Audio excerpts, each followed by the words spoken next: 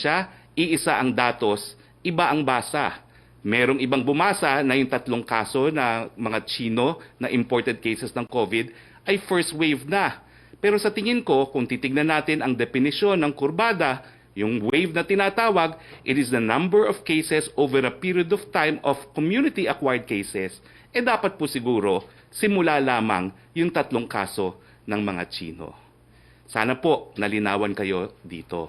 Nagpapasalamat din po ako sa mga dalubhasang ating kinonsulta. Sila po ay kapareho ring mga dalubhasa na tumulong po sa atin nung isinulong natin ang Universal Healthcare Law. Sino po sila? Well, si Dr. S.P. Cabral, dating kalihim ng DOH, si Dr. Ernesto Domingo, Magsaysay Awardee for Medicine, at si Dr. Minggita Padilla ng UP-PGH. Doon naman po tayo sa issue ni General Sinas. Napanood naman po natin kung anong sinabi ng ating presidente, no? Sagot na po niya ang pananatili ni General Sinas sa kanyang pwesto. Tanong, anong mangyayari sa mga investigasyon? Dahil meron na nga pong kasong kriminal at meron rin mga kasong administratibo na hinahanda. Sa tingin ko po, malinaw ang sabi ng ating presidente. Mananatili po siya sa pwesto sa ngayon. At dahil dati namang piskal din ng ating presidente, alam po ng ating presidente na kinakailangan umusad yung proseso ng kasong kriminal. Ito po ay sinampa na sa piskalya, magkakaroon ng preliminary investigation, magkakaroon po ng desisyon kung isasampa sa korte, at kung isasampa sa korte, kinakailangan depensahan niya ang kanyang sarili. Pagdating naman po dun sa mga administrative cases, well, uusad din po yan. Kung ang rekomendasyon ay magtuloy ang administrative cases, kung ano man ang nasabi ng presidente sa ngayon, dahil ang sabi po niya, wag muna tanggalin ngayon, manatili sa pwesto ngayon, that is without prejudice po, kung anong magiging desisyon ng administrative cases, kung ito nga po ay papayagang ihain ng palasyo. At pangatlo po, sinabi po ni Senator Risa Hontiveros na dapat kong bawiin ang sinabi ko na wala tayong mass testing sa Pilipinas. Senadora, kung ako po ay nagkamali, babawiin ko. Pero hindi po ako nagkamali dahil wala akong ganung sinabi. Ang sinabi ko po, hindi natin ginagawa ang ginagawa ng Wuhan kung saan tinetesting po ang lahat ng kanilang mga mamamayan. Ang atin po ay expired, targeted testing kung saan titest po natin ang 1 to 2% ng ating populasyon. At sa mga epicenters gaya ng Metro Manila, itetest po natin ang 10%. Gusto ko man pong bawiin yon, ano pong babawiin ko? Hindi ko po sinabi yon. At nagpapasalamat naman po ako sa ating partner, ang CNN Philippines, dahil binago naman po nila ang kwento, linagyan ng konteksto, kinorek po nila. Ang tanong, baka naman nag-overreact ako nung tinawag kong atensyon ng reporter ng CNN. Sa tingin ko po hindi. Unang-una, grabe pong nag-trending yung tweet na wala tayong mass testing. Nagalit, natakot ang taong bayan. Hindi po tayo ordinaryong panahon ngayon, panahon ng pandemic. So yung aking reaction po, angkop naman po sa sitwasyon na national emergency na meron tayo ngayon. Dahil hindi dapat matakot, hindi dapat malungkot, hindi dapat maabala mga tao dahil lamang sa mga maling istorya. So, ganun pa man, nagpapasalamat nga po ako at na-correct naman po ang istorya. At ako naman po, bilang isang profesional, nagawa ko na po ang mga hakbang upang maisatama po ang relasyon namin ng reporter na si Trish ng CNN Philippines. Hanggang doon na lang po yon, let's move on. Pero hindi ko po pwedeng bawiin ang hindi ko sinabi. Pang-apat po, ang mabuting balita po ay meron na pong 121 tayong mga kababayan na nakauwi po sa probinsya ayon sa Balik Probinsya Bagong Pag-asa Program. Meron po tayong mga 121 na mga kababayan na nakauwi nga po sa Palo Leyte kahapon lamang, at sila po ay binigyan ng tulong ng national government, lahat po ng ahensya ng gobyerno. Bibigyan din po sila ng livelihood pagdating sa Palo Leyte. Ito po ay panimula pa lamang, at ang pangako po natin, lahat ng gustong umuwi sa probinsya, mabibigyan po ng pagkakataon dahil alam natin ang Balik Probinsya ay nagbibigay ng bagong pag-asa. Simulan na po natin ang pagtanong galing po sa ating mga kasama sa Malacañang Press Corps. Joyce Balancio. Yes, good afternoon, Secretary. So are we saying mali po yung naging interpretation ni Secretary Duque pagdating po dun sa sinabi po niyang second wave? Nakausap na rin po ba natin si Secretary Duque as we had consultations also with other medical experts? What did he say dito sa sinabi po ninyo na we're still on the first wave?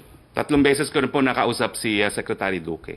Gaya ng aking sinabi, no, lahat po ng profesional, iba-iba naman ang tingin, ang opinion sa mga parehong siyensya at parehong datos. So siguro po, yung naging consultant ng DOH ay ang tingin niya, yung 3 kasong yon ay sapat na para maging wave or wavelet. Pero ang tingin naman po ng marami, no, at marami naman po tayong kinonsulta, no, 3 dalubhasa rin, kinakailangan po basahin niya na kabahagi ng iisa lamang wave. Kasi nga po, ang tinitignan natin ay yung number of incidents ng community-acquired transmission over a period of time. At alam niyo naman, sa siyensya, meron tayong de minimis, no? Yung 3 namang yon, napakaliit po para maging isang wave din.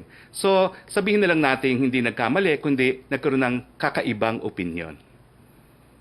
Okay. So how do we appease, sir, yung public confusion and public alarm because of contradicting statements from DOH and also from some members of the cabinet din po? Because ang naging interpretation ng marami nating mga kababayan, bigla ang may surge of cases ng COVID-19 when he mentioned there's a second wave. So what is our message to the public who are now confused about this? Ay, pasensya na po kayo, no, mga kababayan. Pero nagsalita po ang presidente at pininindigan po natin ang sinabi ng presidente, kinakailangan gumawa pa rin tayo ng mga hakbang upang maiwasan ang second wave. Nagpapaumanhin po kami kung kayo'y naalarma, pero ang katunayan po, ang siyensya naman po, at saka importante yung pagbasa sa mga waves para alam natin ang gagawin na response. Whether be it a wavelet or a first wave, ang katunayan naman po, ang importante, maiwasan natin ang second wave na mas maraming kasong magkakasakit. Dahil kung titignan po natin ang kasaysayan, yung Spanish flu pandemic, na yan po yung huling pandemic na sumalanta sa buong planeta, mas malaki po, mas marami pong namatay dun sa second wave. Ingatan po natin yan, stay home, practice social distancing, wear your mask, and observe proper hygiene.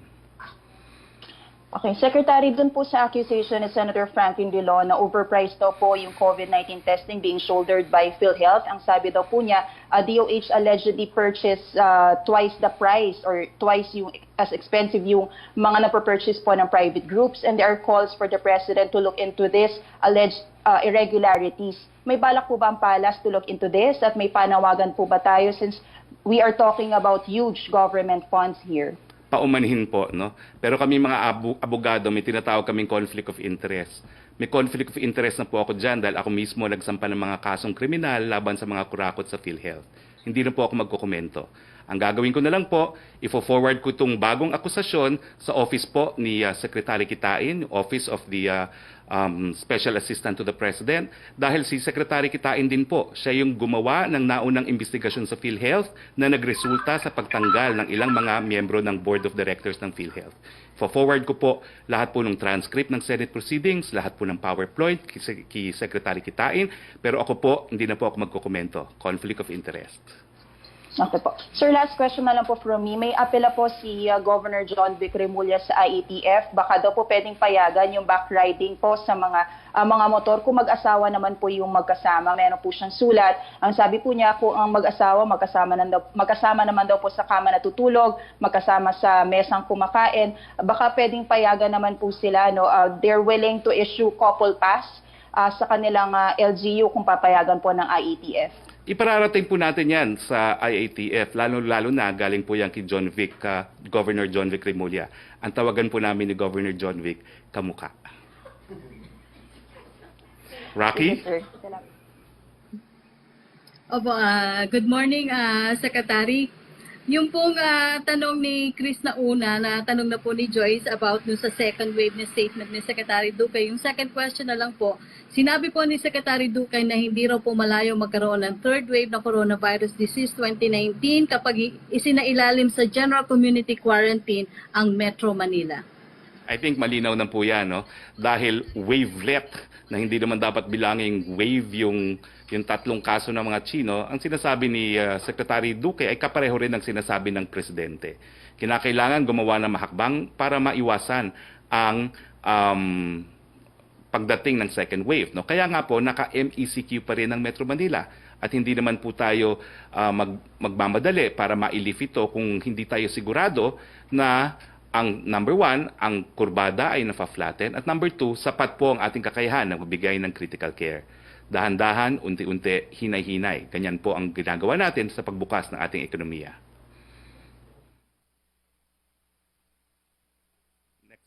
TV, medical societies, and DOH said it is not cost efficient and would give false results if companies and LGUs use rapid testing to employees and people in communities. There are still LGUs who are doing this and some are planning to conduct rapid testing. What is your comment on this po? Is it better if an order be issued to make it clear that rapid testing is not applicable, especially to asymptomatic people who have no exposure to confirm COVID-19 cases? Alam nyo, gaya na akin sinabi, wala namang pagkakaibang mga doktor sa abogado. Iisang siyensya, ibang opinyon. Isa pong opinyon yan na wag na tayo mag-aksay ng panahon sa rapid testing kits. Pero yung kabila naman po, sinasabi, kapag positive naman ang resulta sa rapid testing, pwede naman pong i-verify sa PCR. Pero sa ngayon po, dahil wala pa tayong sapat na kakayahan, dahil tayo po ay nagbi-build up pa rin ng capacity ng PCR testing, siguro naman walang mawawala kung ira-rapid testing natin yung gustong magpa-rapid testing at yung mga positive, ipa-verify natin through PCR. Maricel Halili. Hi sir, magandang hapon po. Sir, clarification lang po yung kay General Sina. So, you mentioned na diretso pa rin po yung administrative and criminal case against kay General Sina. So, does it mean that he is not yet off the hook? Tingin ko po ang sinabi ng Presidente malinaw. Sa ngayon po, mananatili siya. Pero hindi po natin alam kung anong mangyayari sa susunod na mga araw dahil patuloy po ang proseso. Sir, din naman po sa issue ng PhilHealth, sabi niyo nga po baka magkaroon ng conflict of interest. So hindi ko na i-detalye yung ibang issues, sir. Pero just the protocol, kasi po ang sinasabi ni former Health Secretary Janet Garin na ang naging reason daw kung bakit probable na nag-twice yung presyo is because hindi nakadirekta yung government doon sa mismong supplier ng test kits. Parang meron daw couple na humaharang. So, without going into detailed information, paano po ba yung protocol? Hindi ba nakadirekta naman po talaga yung government in buying doon sa supplier mismo? Well, hindi ko po alam kung sino itong couple neto. Pero ang alam ko po, kinausap po si Yusek Lau ng PSDBM dahil sila nga po ang bumibili. Ang sabi po niya, totoo naman na nung una mataas ang bilhin ng DOH pero ngayon po napababa nila dahil dumidiretso nila sa manufacturer. So, meron pong katotohanan dun sa sinabi ni Secretary Garin at ang sabi po ng PSDBM, ginagawa na po nila yan. Dahilan, kaya nga po napababa ang halaga ng mga binibili ng PSDBM. Sir, last na lang po yung tungkol lang sa SAP. Na-mention po kasi ni President Duterte na magiging in charge na ngayon yung AFP and PNP na katuwang ng DSWD. So in this case, what will be the role po of the barangay officials? Does it mean that totally hindi na sila kasama mismo doon sa distribution o kumbaga magiging supporting na lamang ba sila noong AFP and PNP? And number two, kasi po 98% pa lang yung nadidistribute doon sa first tranche. Does it mean na hindi na rin natin mamimit yung ating target na mid-May, masimula na yung second tranche? So what will be our next target po, new target? Well, unang-una, no, tingin ko yung pagtawag sa ating mga sundalo para tumulong sa pamimigay, hindi naman ibig sabihin, puwera na ang mga barangay. Siyempre, meron pa rin pong importansya dahil kakilala nila yung mga tao sa lugar. Pero naniniwala po ang Presidente na kung tutulong mga sundalo, mas magiging mabilis po ang proseso. At saka siyempre, no, isipin nyo na lang, yung mga nandadaya dyan, yung mga kumakana dyan, may iwasan dahil wala na pong hihingi ng ano tawag doon, yung parang tong, no? Parang hati doon sa mga tao na binibigay sa mga beneficiaries. Now, kinakailangan po, bago magsimula ang second tranche, na mag-liquidate yung mga local government units. No? Marami naman pong nakaliquidate na dyan at inaantay na lang po ang kumpas galing nga sa ating Office of the Executive Secretary kung kailan masisimulan ito. No? Ang importante po ngayon, yung 5 bilyon na additional na bibigyan natin sa second tranche, as much as possible, lahat ng dapat nakakuha ng first tranche ay makakuha ngayong second tranche. Yan lang po ang sinisigurado natin. Okay. Rocky? Secretary, from Jopel Paleño ng DWIC, may ilang security guard po na nagtatanong dahil nire-require daw po sila na magpa-COVID test ng kanilang agency. Pero nagtataka po sila kung bakit sila daw po ang pinagbabayad nito. Well, alam niyo po na nakapag-ugnayan na tayo sa DILG, hindi po tama na yung mga LGUs ay nagre-require ng rapid testing kasi hindi naman po talaga requirement yan. That must be done voluntarily. Baka na naman po tayo hindi magkaintindihan. Kung yung mga employers, sila na magbibigay at magbabayad ng rapid test o di man kaya PCR test, hindi po natin sila pinipigilan. Ang hindi po pwede, mag-require ng test para ikaw ay makabalik sa trabaho. So nakipag-ugnayan na po ang DILG doon sa mga LGUs na nag-i-impose ng rapid test at sinasabi na po nila, hindi kayo dapat mag-require ng ganyan. Unless voluntarily yung empleyado, yung employer, magbibigay at magbabayad ng ganyang test. Opo. From Rose Novenario of Hataw, kanya-kanya po bang bayad ng rapid test kit ang mga pulis? Considering na frontliner sila at PhilHealth members? Ang pulis po ay libre. Binayaran na po ang rapid test kits ng gobyerno. Si Trisha Tirada.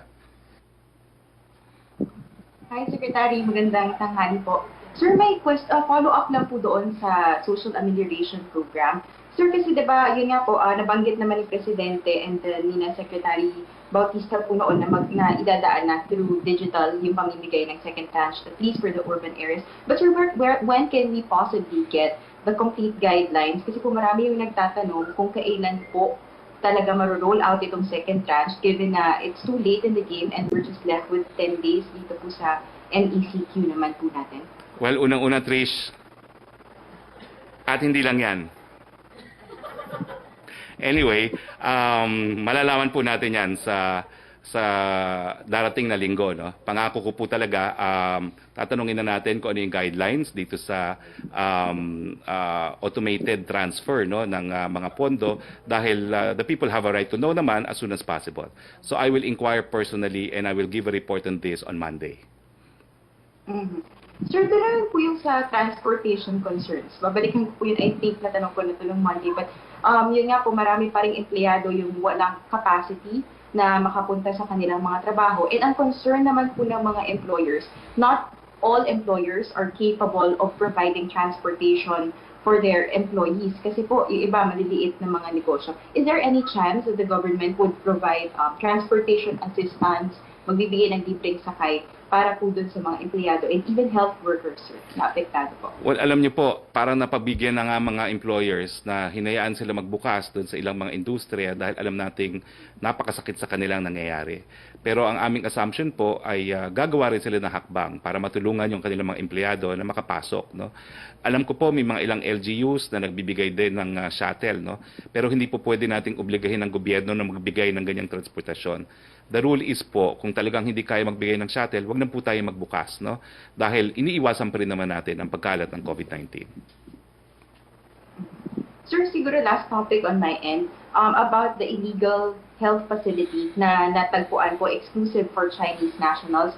Nakarating na po ba itong balita kay Presidente Duterte? And we're interested to know, how did the President react about this? And may marching order po ba to look further into possible illegal health facilities na nag-i-exist pa po? Isn't this alarming, sir, na may mga parang sort of underground medical facilities na ganito? Siyempre po, naalarma ang palasyo dyan. No? Una-una, meron po tayong batas na tanging mga kwalipikadong doktor lamang ang pwedeng mag-practice ng medisina rito.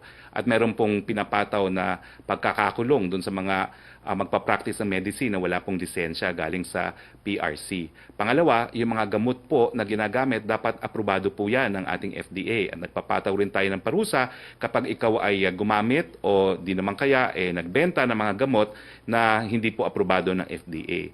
Pangatlo, well, kinikilala rin natin na maraming mga Chinese medicine, no? Kaya nga po ang sabi ng presidente sa FDA nung isang pagpupulong, meron lang kayong 48 hours to act on all these submissions, no, on all these applications. Dahil sa panahon ng pandemya, kung talagang merong mga gamot na available, dapat mabilis ang pag-akto natin. Iba po kasi yung proseso na ginagamit sa western type of medicine sa traditional type of medicine. So kung traditional type of medicine, mas mabilis pong maparehistro yan sa FDA. So kakasuhan po yung mga nahuli sa Fontana dahil inabag po nila yung dalawang batas na nagsasabi hindi pwedeng mag-practice ng medicine ng walang lisensya, hindi pwedeng mag-dispense ng gamot na hindi rehistrado sa FDA. Si Roque? Opo. Secretary, ang tanong ni Francis at Tibelia, halos pareho lang din tungkol dun kay Secretary Duque na comment niya about the second wave. Pero ang follow-up po ni Belia, kumpiyansa pa rin po ba ang gobyerno na tama ang ginagawa ng Department of Health?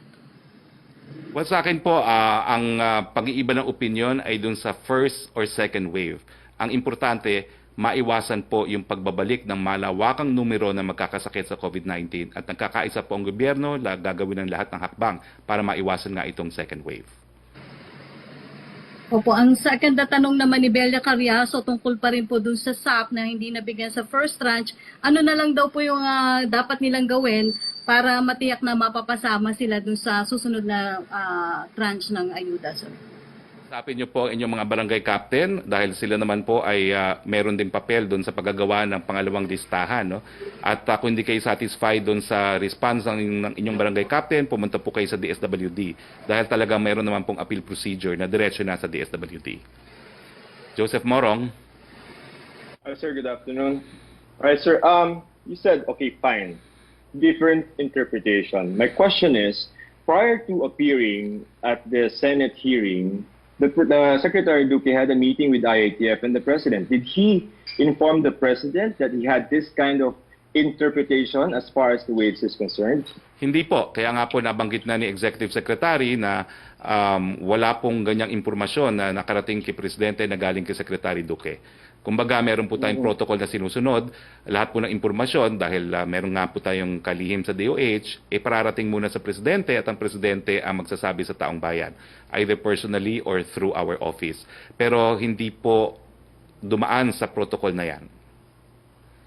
Sir, what is the President's reaction then? Hindi ko pa po siya nakikita, pero nakipag-ugnayan na po ako kay Executive Secretary, kay Senator Bongo. Pero ito naman po ay paglilinaw. No? Maliit na bagay lang po ito. Dahil hindi naman pinagtatalunan kung dapat iwasan yung pagkakahawa ng mas maraming numero ng ating mga kababayan. It is just on the terminology on when is the big wave coming. Nagkakaisa po tayo na dapat maiwasan yung panibagong napakadaming numero na magkakasakit na naman. Ngayon, bahagyang napababa na natin yung mga numero. Okay. Remember si NEDA Secretary before said when he quit, no? Sabi niya, the orchestra is not being orchestrated very well. Ito po bang mga differences in opinions or interpretation is something to worry about? Because mukhang hindi nakasync kayo.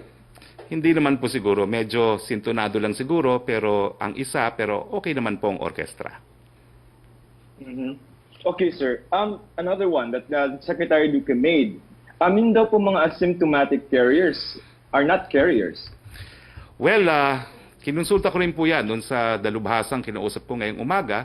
At siyempre po, the better view is mag-ingat pa rin. Kaya nga pong importante, testing. Kasi maraming asymptomatic, ito po yung anyo ng sakit at dahil bago itong sakit na ito, kinakailangan mag-ingat pa rin. Let's veer towards the conservative side and let's consider the person next to you as a possible carrier. Ganun na lang po isipin natin. Okay, sir, just one last. 12:30 pa lang. Sabi nila lahat, last question. Okay, pero totoo namang last question niya. Okay. Yes, go ahead. We have time. As far as the data is concerned, ang sabi po ni Secretary Vince, meron tayong 7,000 na backlog. Do you have an update of how many have gone into the system? Well, siguro abala lang kasi lahat dahil sa Senate hearing. Pero nakapag-agree na po kami ni Secretary Galvez na from now on, I will give the figures in my daily briefing. So, alam na po ng aking opisina na kasama na po yan sa ating reporting, sa ating mga press briefings, yung number of OFWs tested, number of OFWs released, at kung kakayanin po yung number of backlog ng resulta ng PCR testing. Okay, kasi sir, hindi real time yung waves na natin nakikita ng DOH data, right? But you can make conclusions naman on the basis of the numbers that we already have. At tingin ko naman, wala naman nagsasabi na completely flatten na yung curve. No? Sinasabi lang natin, talaga nagsisimula na yung proseso, kaya nga po hindi pa natin linilift ang MECQ sa Metro Manila at ECQ sa siyudad ng Cebu at Mandaue. Roque? Alright, thank you. Thank you. Opo. Secretary from Pia Rañada, natanong na po tungkol doon sa kay Secretary Duque statement ng second wave. Si Raquel Bayan naman po natanong na rin tungkol sa Clark, Pampanga na underground hospital na ni-raid po. Ang tanong na lang po mula kay Sam Medanilla, may new IATF resolution na po kaya regarding po sa appeal to allow more participants in religious gatherings? Wala pa po, hindi po kami natuloy mag-meeting sa IATF dahil umaten nga po sa Senado. Inaasahan kong bukas po, Biyernes, magkakaroon kami ng pagpupulong. Ako na mismo magre-raise po nito. Ang tanong pa niyang kasunod, sir, is the IATF considering lifting or relaxing demand for tourism activities after May 31st? Hindi pa po siguro, no, dahil malinaw na even if meron ng GCQ, hindi pa rin po allowed ang turismo. Meron na po kayang update sa build projects which are set to resume in the coming weeks? Well, ang pangako po sa amin ay itong buwan ito, ibibigay sa amin ng mga listahan ng mga proyektong nagsisimula na. Question from Ace Romero, base daw po sa DTI DOLE interim guidelines issued on April 30, 2020, testing for returning employees is not mandatory, but some LGUs have issued executive orders that require business establishment to have all returning employees undergo rapid testing as a precondition before operating. What is the position of the IATF on this? Sagot ko na po yan, no? Hindi po rin ni-require yan ng IATF at ang DILG makipag-ugnayan na po sa mga LGUs na nagre-require ng testing as a precondition for employment. Based pa rin daw po sa IATF Omnibus Guidelines issued on May 15, 2020, most manufacturing, distribution, and delivery services have been allowed to resume operations. But there have been reports that some personnel or employees of these industries are prevented or restricted by barangay officials to enter their localities to serve customers of sari-sari stores, mini groceries, and households. Are barangay officials authorized to impose such restrictions? What are the repercussions for barangay officials who implement inconsistent measures? Ang mga nagtatrabaho po sa mga authorized businesses to open, be it ECQ or MECQ or GCQ, are authorized persons outside of residence. Hindi na po, dapat po wag silang bawalan dahil kung hindi naman po sila magtatrabaho, sino magpapakain sa ating lahat. So, dapat po payagan sila. Okay. Last question na lang po. Yung unang tanong ni Mylene Alfonso, nasagot niyo na about sa appeal ni Cavite Governor John V. Cremulya. Yung second po niyang tanong, dahil sa wala pa rin pangontrang bakuna sa ngayon, mismo mga guro na at magulang ang nananawagan sa gobyerno at sa Department of Education na makabubuting buksan na lang sana sa susunod na school year ang klase sa gitna ng COVID-19 pandemic. Kabilang sa mga nananawagan ng Teachers Dignity Coalition, National Parents Teachers Association, Philippines at Alliance of Concerned Teachers Act. Ano po ang take ng PALAS dito? Well, bagamat meron na pong petsa ang DepEd, no? Yan po ay subject pa rin na dapat nasa GCQ na yung lugar bago magtrabaho, bago magbukas ang pasok, no? Hindi po natin ilalagay sa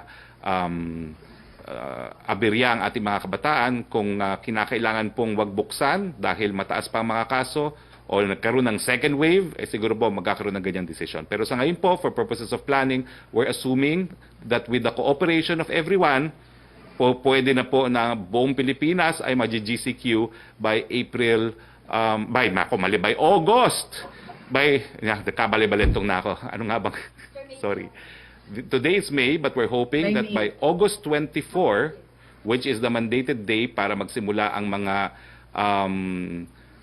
public schools, ay nasa GCQ na po ang buong Pilipinas. Kung hindi po, we will take the appropriate action. Secretary, may pahabol pong question si Ace Romero. Ano daw po ang stand ni President Duterte sa barangay-based lockdowns? Okay po ba sa kanya yung gawing national policy na kahit allowed na LGUs can put barangays under lockdown? Ginagawa na po yan ng mga lokal na pamahalaan at ang IATF, binigyan po sila ng kapangyarihan. Lahat po ng syudad ay binibigyan ng kapangyarihan na mag-impose ng ECQ sa mga critical areas na tinatawag at yung mga surrounding areas. Yan po, Polisiya. Opo, Secretary, yun po yung ating mga tanong mula sa Malacañang press corps. Nako, maraming salamat po at maaga tayo natapos ngayon. Di ako masyado na Tom Jones, makakakain ng maaga. So hanggang sa Lunes po, Philippines, stay safe. Sa ngalan po ng inyong Presidente, Rodrigo Roa Duterte, ito po ang inyong Spox, Harry Roque. Good afternoon to all of you. Ba ang COVID-19?